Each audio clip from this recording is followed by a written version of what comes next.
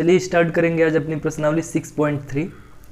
जो ये प्रश्नावली है 6.3 ये पर्टिकुलर बेस्ड है, यानी कि आधारित है अपने टेंजेंट एंड नॉर्मल पे।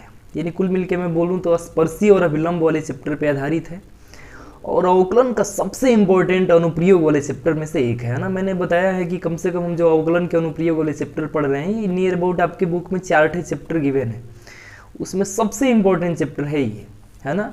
इंपॉर्टेंट मोस्ट चैप्टर में से ये एक है अवकलन के अनुप्रयोग वाले चैप्टर से, कि क्या होती है स्पर्श एंड अभिलंब। इसमें तो हम थोड़ा सा बाद में बात करेंगे। अपनी चैप्टर में थोड़ा सा इंट्रो में बता दूं कि हमें पढ़ना इसमें स्पर्श और अभिलंब, इस तरह से स्पर्शी और अभिलंब। तो कुल मिलके खाली स्पर्शी और अभिलंब नहीं पढ़ना है, उनके इक्वेशंस को भी पढ़ने हैं, उनके समीकरण को भी पढ़ने हैं। तो सबसे पहले हम समीकरण वगैरह के बारे में बाद में देखेंगे। हम बाद में इन चीज़ों को भी जानेंगे कि जो चीज़ें हैं अवकलन बेस अनुप्रयोग वाली चीज़ें, वो कैसे इन चीज़ों में अप्लाई होती हैं। हम खाली पहले बात करना चाहेंगे कि क्या होती है स्पर्शी, कैसे पकड़ पाएंगे कि स्पर्श रेखा क्या होती है, आइए पकड़ेंगे कि अभिलंब रेखा क्या होती है। तो चलिए कुल मिल के हमें ये अवकलन वाले चैप्टर के अनुप्रयोग से पढ़ना है। तो हमने कहीं ना कहीं ये पढ़ा है कि y इज इक्वल टू, अगर कोई एफ ऑफ एक्स फलन डिफाइंड है तो ये फलन कहीं ना कोई एक ग्राफ जरूर बनाएगा, ठीक है। तो सपोज दैट कि ये वाला y is equal to F of X अगर कोई फलन डिफाइंड है, इस तरह से ये अपना कोई एक ग्राफ बना रहा है।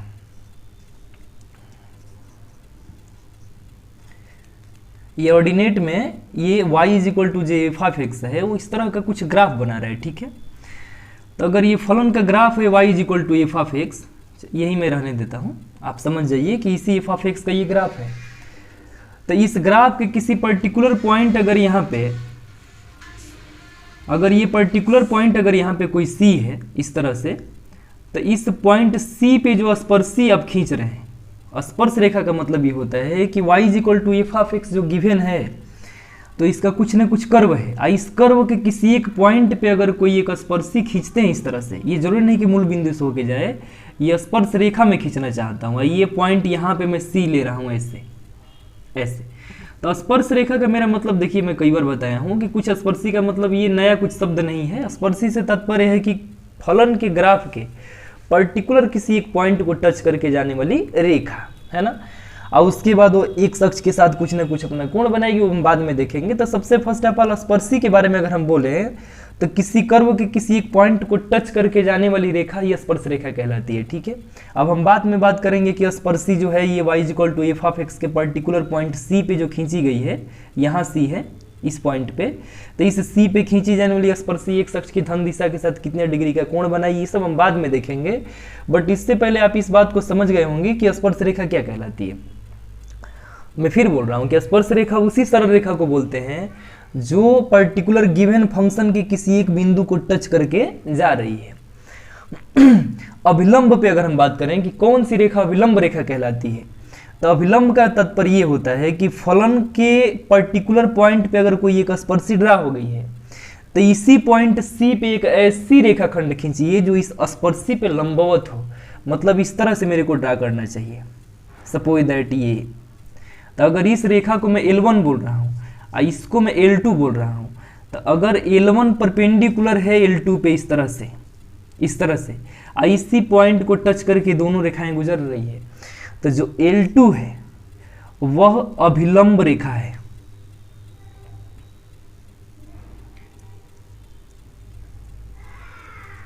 अभिलंब रेखा है, और जो अपना L1 है वह स्पर्शी है। मैंने कुल मिल के स्पर्शी और अभिलंब का मतलब आप समझ चुके होंगे कि किसी पर्टिकुलर फंक्शन के कर्व पे किसी एक पॉइंट C को स्पर्श करके जाने वाली रेखा उस कर्व की स्पर्शी कहलाएगी, यानी कि उस फलन की स्पर्शी कहलाएगी। और उसी पॉइंट C पे एक ऐसी रेखा खंड आप ड्रा करिए कि जो स्पर्शी पे लंबवत हो। तो इस स्पर्शी पे लंबवत रेखा यानी कि L2 को आप क्या नाम देंगे, अभिलंब रेखा नाम देंगे। तो आप इन दोनों नामों से जो कंफ्यूजन थी उसको आपने कहीं दूर कर लिया है ना। ये दोनों नाम आपको अच्छी तरह से पता हो गए होंगे कि स्पर्शी अभिलंब क्या कहलाती है। तो चलिए एक्चुअली हमको इसमें क्या पढ़ना है, थोड़ा हम उसके बारे में बात करेंगे, है ना। तो हमें पढ़ना है स्पर्शी का समीकरण और अभिलंब का समीकरण।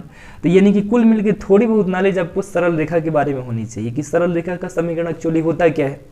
तो उस पर हम थोड़ी देर बाद में बात करेंगे। सबसे पहले समझेंगे कि अगर सरल रेखा के समीकरण पूछ रहा है तो सबसे उसमें एक इंपॉर्टेंट फैक्ट होता है, उसकी टेंजेंट प्रवणता होती है, सबसे इंपॉर्टेंट फैक्ट होता है।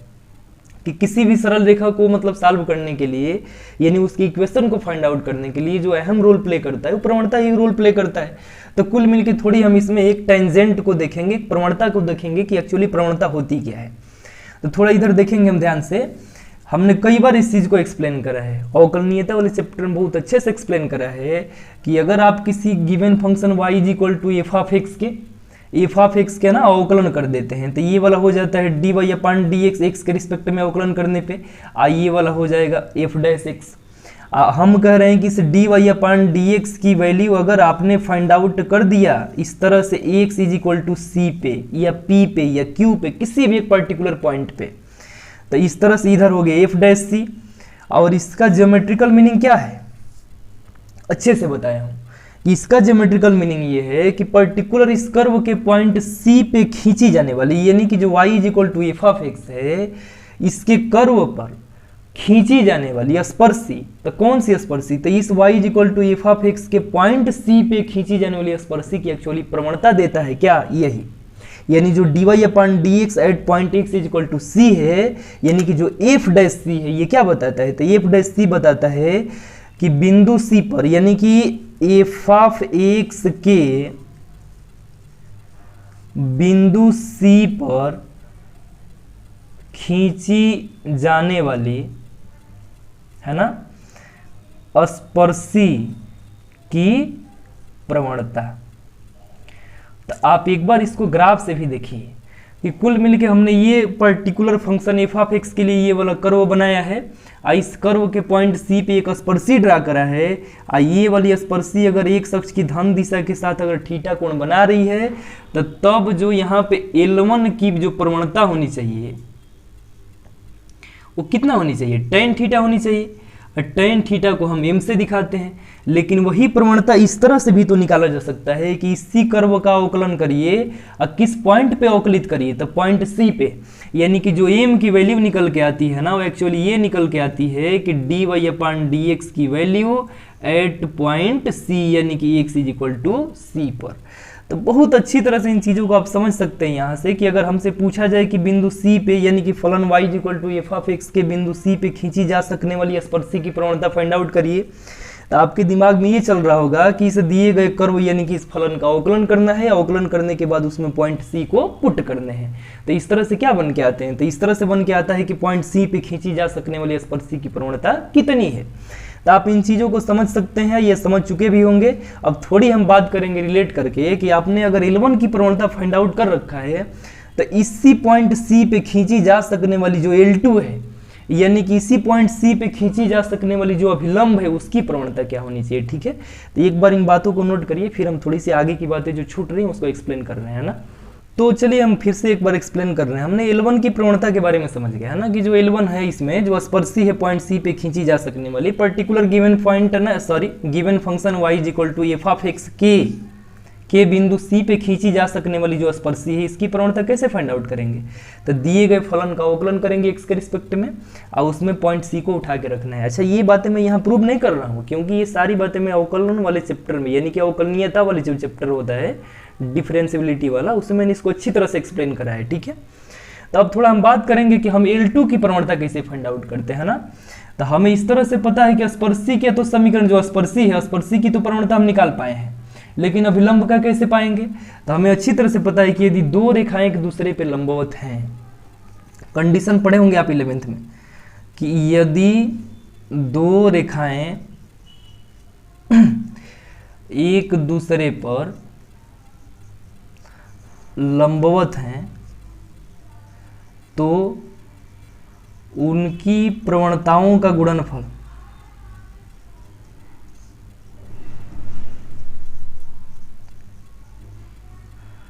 इज इक्वल टू -1 होता है। इसको प्रूव भी करा जा सकता है, बट उन चीज़ों को यहाँ प्रूव नहीं करेंगे। हम सरल रेखा के समीकरण को एक्चुअली थोड़ी ना पढ़ रहे हैं, हम तो उनकी यूजेज को पढ़ रहे हैं कि सरल रेखा के समीकरण में जो होता है अवकलन का अनुप्रयोग कैसे करना होता है, हम यही सारी चीज़ें पढ़ रहे हैं। तो अगर ये L1 की प्रवणता को हम, सॉरी, जो L1 सरल रेखा है, जो पहली सरल रेखा यानी कि जो स्पर्शी है, इसकी प्रवणता को अगर हम दिखाएं M1 से, और अगर L2 की प्रवणता को हम दिखा रहे हैं M2 से, तो M1 M2 का जो मल्टीपल होना चाहिए ये वाला होना चाहिए -1 के बराबर। तो कुल मिलकर आप अच्छी तरह समझ सकते हैं कि अगर हमें m2 की वैल्यू फाइंड आउट करना है तो 1/m1 हमें पुट करने हैं। और जहाँ पे आप m2 को समझ सकते हैं कि जो m2 है वह अभिलंब की प्रवणता है। तो अगर स्पर्शी की प्रवणता मिल गई तो स्पर्शी की प्रवणता, ये नहीं कि स्पर्शी की प्रवणता को -1 में अगर हम डिवाइड कर देते हैं तो जो प्रवणता बन के आएगी वह m2 की बन के आ जाएगी, सॉरी L2 की बन के आएगी। माने आप इन चीज़ों को कहीं ना कहीं 11th में भी रिलेट करके पढ़े होंगे, एक बार इन चीज़ों को फिर से रिकॉल करिएगा, इस समझ में जरूर आ जाएंगे आपको, है ना। अगर पहली रेखा की यानी स्पर्शी की प्रवणता मिल गई तो स्पर्शी की प्रवणता गुणे अभिलंब की प्रवणता का गुणनफल -1 के बराबर होता है। तो किसी एक की प्रवणता की जरूरत है, एक की अगर ना आपने मैग्नीट्यूड फाइंड आउट कर रखा है तो दूसरी की भी मैग्नीट्यूड आप आराम से फाइंड आउट कर पाएंगे, ठीक है। तो चलिए इसको नोट करिए, कॉन्सेप्ट यहाँ तक की बातें जो थी वो चल पाया है। और थोड़ी सी एक दो और कॉन्सेप्ट है, सम स्पेशल केस है, कुछ विशेष परिस्थिति है, उसको एक बार पढ़ते हैं और सीधा सीधा क्वेश्चन पे फोकस करेंगे। चलिए कुछ विशेष परिस्थिति के बारे में हम बात करेंगे कि क्या होती है ये टेंजेंट स्पर्शी में कुछ विशेष परिस्थिति। तो आप जो चीज़ों को यहाँ रिलेट कर रहे थे कि हमने अभी कहा था कि जो dy/dx है एट पॉइंट x = c पे वो अपना f' मिल रहा है। f' से क्या तात्पर्य समझते हैं आप? f' से तो आपको यही समझना चाहिए ना कि मैं अभी समझा रहा था आपको कि पर्टिकुलर फलन के पॉइंट c पे खींची जा सकने वाली स्पर्शी की प्रवणता है। तो क्या इसे हम m से डिनोट कर सकते हैं? तो एक शर्त ऐसा भी हो सकता है कि जब f' की वैल्यू 0 के बराबर हो जाए, तो f' की वैल्यू अगर 0 के बराबर हो, यानी कि हम केस पहला ले रहे हैं a, तो आप इस चीज़ों को थोड़ा सा रिलेट करिए कि f' का मतलब 0 के बराबर, यानी कि m 0 के बराबर है। m 0 के बराबर कब होता है, यानी कि प्रवणता कब 0 होती है? तो जब कोई भी सरल रेखा एक अक्ष के पैरेलल होती है। थोड़ा इसको ग्राफ से समझिएगा आप कि अगर मैंने कहा कि ये y = f(x) का ग्राफ है, ये x डैश है, ये वाला y डैश है, इस तरह से है। तो अगर मैं यहाँ पे एक पॉइंट C ले रहा हूँ ये गर्त पे, ये अगर C है इस तरह से, तो इस पॉइंट C पे अगर स्पर्शी आप ड्रा करेंगे तो आपको ऐसा नहीं लग रहा है कि इस तरह से इस पे जो स्पर्शी ड्रा होगी इस तरह से वो एक अक्ष के पैरेलल होगी इस तरह से। तो जो ये वाली स्पर्शी L बन रही है, L की प्रवणता मेरे को बताइए।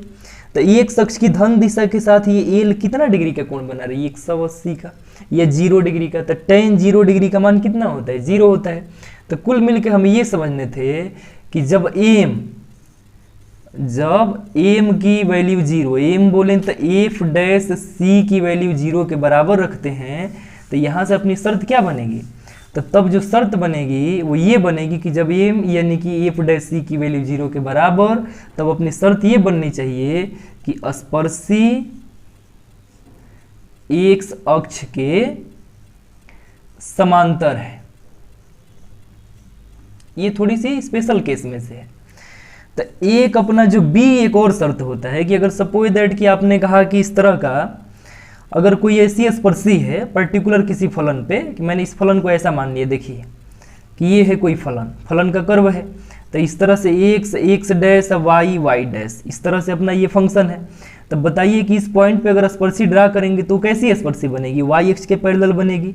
x अक्ष की धन दिशा के साथ कितने डिग्री का कोण बना रही है? 90 डिग्री का कोण बनाएगी। तो कुल मिलकर x अक्ष की धन दिशा के साथ 90 डिग्री की कोण बनाने वाली सरल रेखा की जो प्रवणता होती है अपरिभाषित होती है।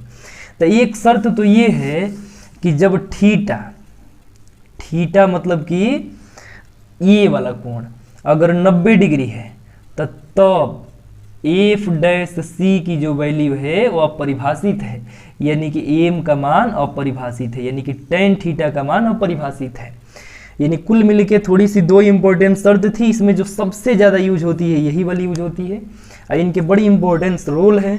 तो हमको लग रहा है कि इन सारी चीज़ों में जो चीज़ें बन सकती थी ना, कि क्या होती है स्पर्शी अभिलंब, क्या होती है स्पर्शी की प्रवणता, क्या होती है अभिलंब की प्रवणता और क्या होती है कुछ विशेष परिस्थिति, इनको मैंने बहुत अच्छे से एक्सप्लेन करा है।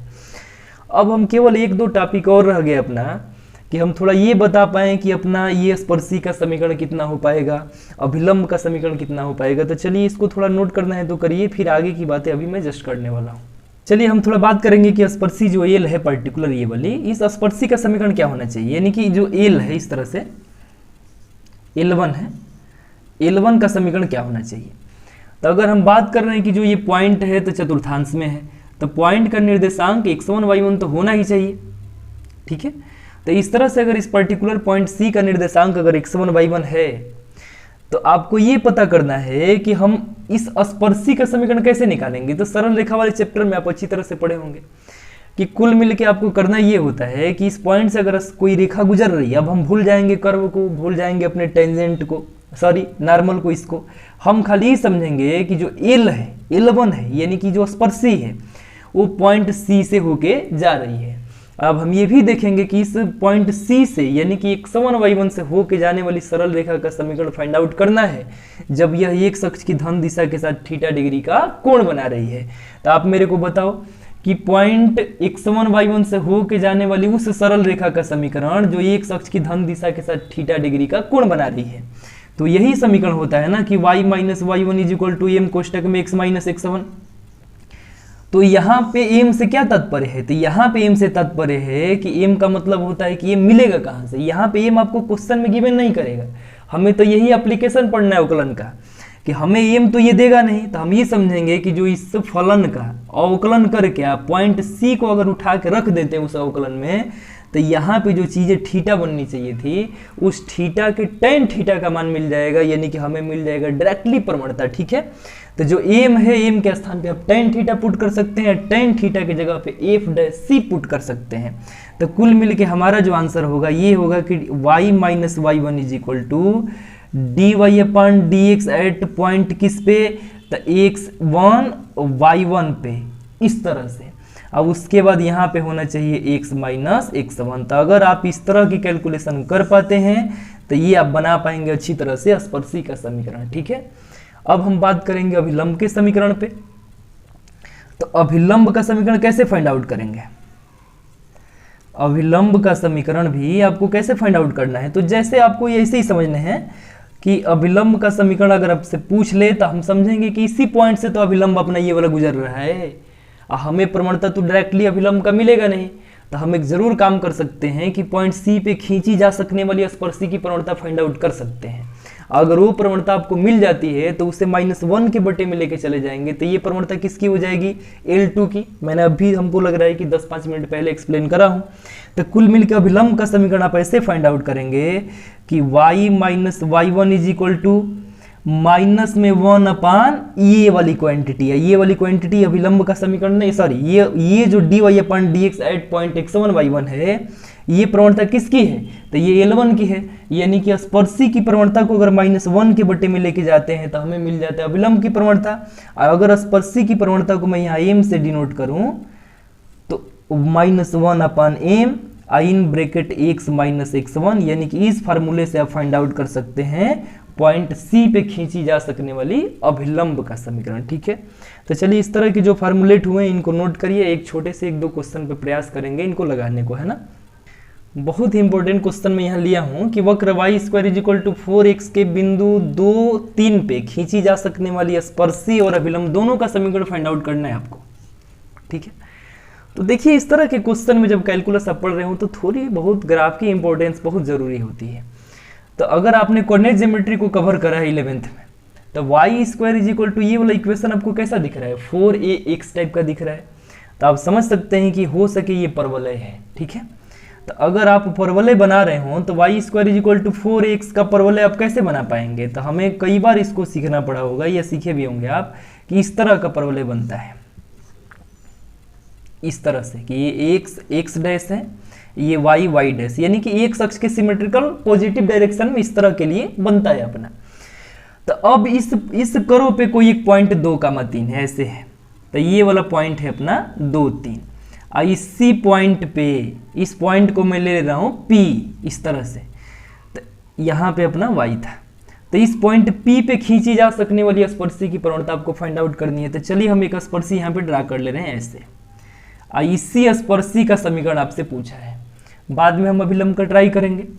तो आप मेरे को बताइए सबसे फर्स्ट ऑफ ऑल कि यहाँ पे स्पर्शी की जो प्रवणता होनी चाहिए वो कितनी होनी चाहिए।